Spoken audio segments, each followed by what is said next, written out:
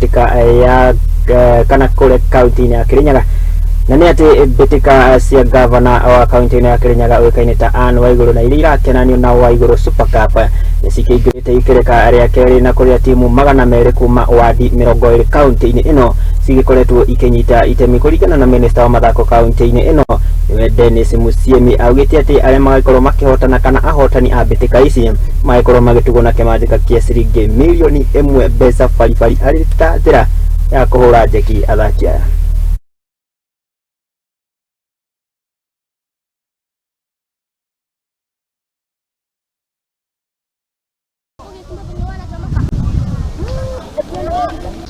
Turathaka ligi ino ya Waiguru ora tuthondekere emu itu turaimu gutuika namba imwe wa driver nigetha tubote kugeta kiria ticket ya ku proceed sub county alafu tu proceed sub county nigetha tubote kuthie kunganganira millioni imwe Waiguru ara tuigirire na turamwira obaria amigite ona ngire mwambi kubariria karamu kumiandika home base tondo sekio ya millioni imwe ne itu nituramucokeria.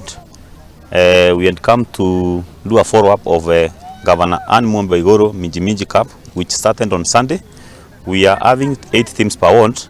We have grouped them that for every ward we have 8 teams playing among themselves. We are playing a tournament under design called line lobbing, whereby each and every team at the one level we will play with the other team.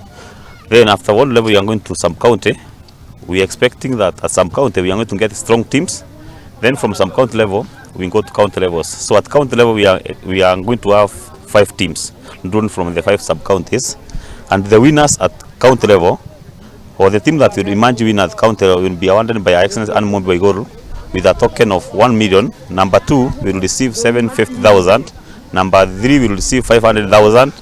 Number 4 will go home with 350,000. And number 5 will take home 200,000.